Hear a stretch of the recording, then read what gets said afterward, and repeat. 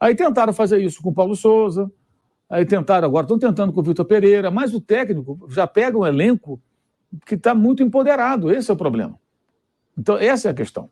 Aí fica a gente vazando assim, por exemplo, os jogadores não gostaram que o Dorival saiu. Eu vou repetir aqui, eu gosto muito do Dorival, mas eu acho óbvio que os jogadores não gostaram. O Dorival, depois do Flamengo e Juventude, um negócio horroroso. Flamengo e Coritiba, que o Diego Ribas fez uma bobagem, o Flamengo perdeu o gol de pênalti.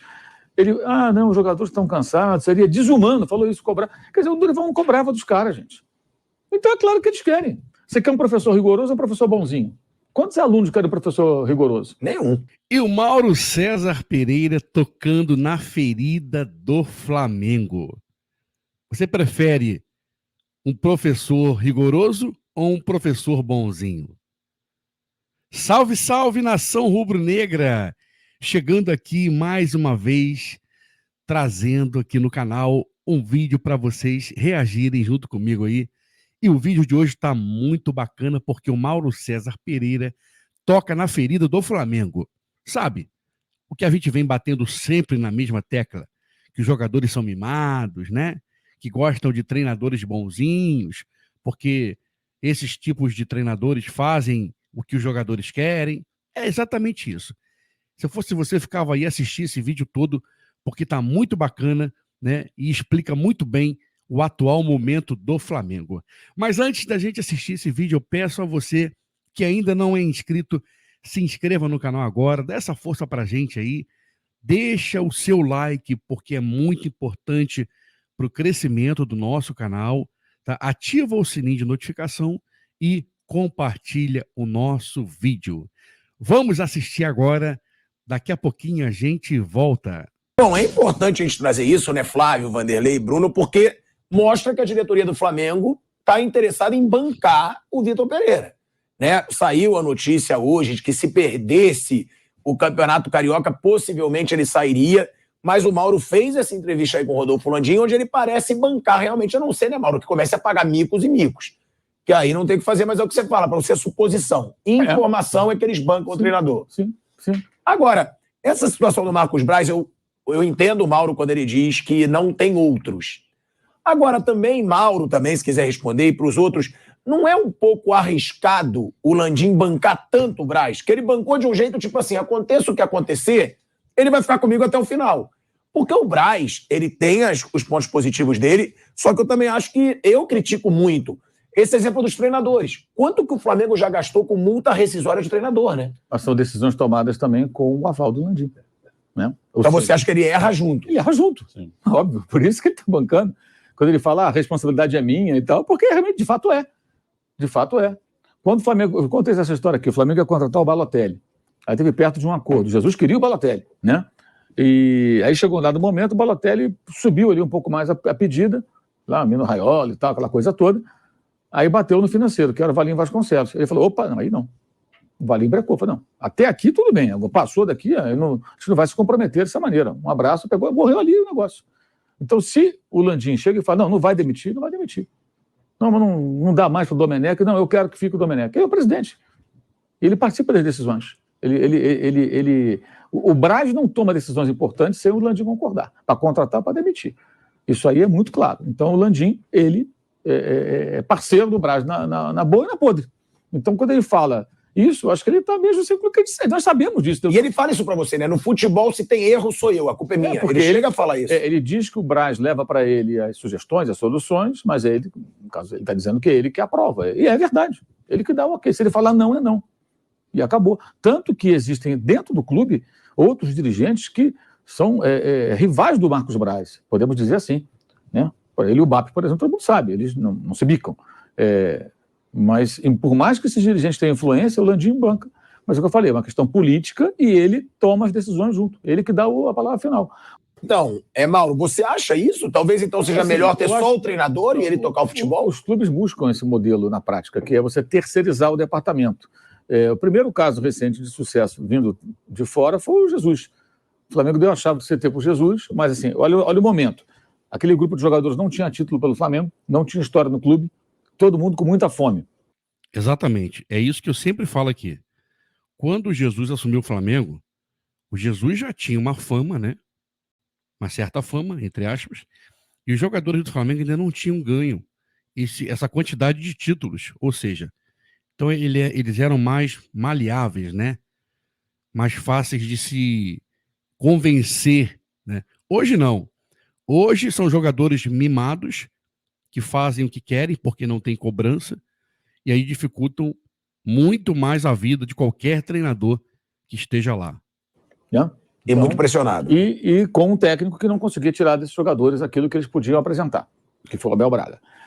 Aí chega o Jorge Jesus e alguém fala para ele, no caso o Marcos Braz, não diz, tá bom, você manda no futebol. Olha, não quero ninguém aqui. Eu lembro que eu dei informação na época que o Jorge Jesus, quando chegou, ele pediu um ponto eletrônico. Aí teve gente do clube desmentindo, mas estava lá o ponto eletrônico. Ele existe, acho que até hoje. E por que ele pediu? Para mostrar até controle sobre os jogadores com relação a quantas horas você fica dentro do CT. Né? Ou seja, o clube te oferece toda uma estrutura para você trabalhar, não só o trabalho coletivo, mas o seu trabalho individual, cuidar do seu corpo, cuidar da sua alimentação, fazer os tratamentos adequados com os profissionais do clube para que você possa ter melhor rendimento. Como eu falei há pouco, né? O cara às vezes precisa fazer uma fisioterapia porque tem uma dorzinha aqui ou ali, ou um pouco mais de musculação, porque precisa mais de força e tal, sempre orientado pelos profissionais do clube, estão lá à disposição. O cara ele chega o último a chegar, o primeiro a sair, está lá no relógio de ponto. Ele chega 1 minuto antes do horário e sai 10 depois, toma um banho correndo ali, já mete o pé e vai embora. Se achar que esse cara não está rendendo, ele vai pegar o relatório, vai ficar bonitão, você nem treina, você cumpre sua obrigação. Entendeu? Era isso que ele queria. Ele queria ter um controle até nesse ponto. E ele apertou os caras. Ninguém entrava lá dentro, nem os caras do tal do Conselho de Futebol tinham acesso aos treinamentos. Talvez seja por isso que deu tanto certo, né? Porque alguém botou ordem na casa, né? No caso foi o JJ. Mas, na minha opinião, essa ordem na casa tem que vir do alto. É da diretoria. Não precisa ter treinador para fazer isso. Você pode fazer um futebol profissional, independente do treinador que esteja lá. Mas precisou o JJ fazer isso na época para que o futebol desse certo. Tá aí a explicação, né? Essa é a ferida do Flamengo. Por isso que deu tanto certo. Vamos lá, vamos seguir. Então não vazava nada. Aí houve uma ocasião que começou a vazar informações que o Flamengo sempre vaza, né? Com qualquer técnico, de escalação, não sei o quê. Eu sempre digo, tem gente na rede social, torcedor, que reclama do repórter. O repórter não tem culpa, pelo contrário, tem mérito. O repórter está dando informação. O repórter não é guardador de segredo, não é cofre. O repórter apura informação e dá. A culpa é do clube, que deixa vazar. Uma vez o JJ deixou vazar uma informação fake para detectar o X9. Né? E descobriu quem era a peça. Quer dizer, o cara, ele é muito falando, né? Esperto achou. Ele pegou e fez isso, deixou uma informação. Tipo, o Bruno vai jogar de lateral esquerdo, mas o Bruno é volante. Nada. Só para aparecer na hora, não teve nada disso. Aí ele pôde encontrar quem era lá o funcionário, a pessoa. Mas o cara. Mas era o mínimo. Não, eles ficam desesperados. O jogador fica desesperado atrás de saber quem é o X9. Sempre. Pois é, e o que aconteceu ali? Ninguém chegava ele treinava no campo lá de trás, ninguém chegava nem perto, ele não deixava chegar. Aí tentaram fazer isso com o Paulo Souza. Aí tentaram, agora estão tentando com o Vitor Pereira, mas o técnico já pega um elenco que está muito empoderado, esse é o problema. Então, essa é a questão.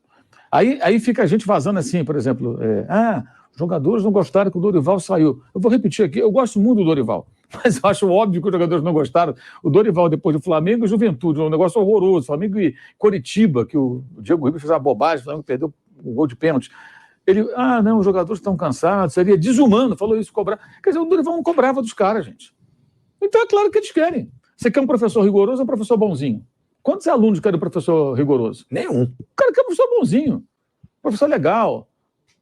Vou matar a aula, não faz chamada. Prova, que prova? Trabalho em grupo. Eu nunca dei trabalho em grupo quando dava aula na faculdade, nunca dava trabalho. Só trabalho individual. Me ferrava para corrigir. Eu nunca dei trabalho, porque um faz, os outros vão na raba. É grupo cascado. Cara, eu gosto muito da minha profissão para ensinar mal jornalista. Eu ia lá e era trabalho individual. Às vezes Sabe como é que eu fazia isso? Perdia horas revisando, era um inferno de revisar. Sabe como é que eu resolvia isso? Dava trabalho em grupo e dava uma nota somada. Agora se divide entre vocês aí. Quem fez mais, brigue eles, sabe assim? Sim. Tipo assim, 10 pessoas tem 50 pontos, vocês dividem aí. Aí dava uma confusão no grupo, mas era problema porque eles vão ter que dividir em relação a você não trabalhou, eu vou pegar uma parte. Exatamente, acerta a tua vida aí. Então. Exato. Então, assim, eu não dava porque não adianta. E assim, repórter não faz trabalho em grupo, né? O cara faz a matéria sozinho. Você pode ter uma matéria a 4 mãos ali, 2 trabalhando na apuração, enfim, mas esse é só um detalhe. Nação, tá aí. Eu gosto muito dos comentários do Mauro César, porque ele não tem papas na língua, ele fala o que tem que falar, né? Ele pode ser até um arrogante em determinados momentos, né? Pode ser o senhor dono da razão, mas ele fala o que tem que falar, né? Não tem esse mimimi com ele. E ele tocou na ferida do Flamengo. A gente sabe, nós, torcedores rubro-negros, sabemos aonde o nosso time, o nosso clube peca hoje em dia, né? Não é na estrutura financeira, porque a gente está muito bem, não é nas questões dos jogadores, estou dizendo da qualidade dos jogadores, porque nós temos jogadores de muita qualidade. O nosso mimimi, a nossa questão hoje em dia é o famoso mimimi, né? Os jogadores que querem fazer da forma deles, do jeito deles, querem o treinador do jeito deles, querem jogar somente com a técnica, não querem se comprometer com o time, com a torcida. Ou seja, esse é o nosso problema. Ele tocou na ferida do Flamengo. E você concorda com isso?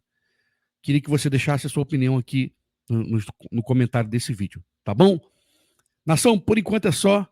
Você que ainda não é inscrito, eu peço que você novamente se inscreva no canal, tá? Deixa o seu like, que é importante para o vídeo. Ativa o sininho de notificação e compartilha o nosso vídeo. Saudações rubro-negras, isso aqui é Flamengo.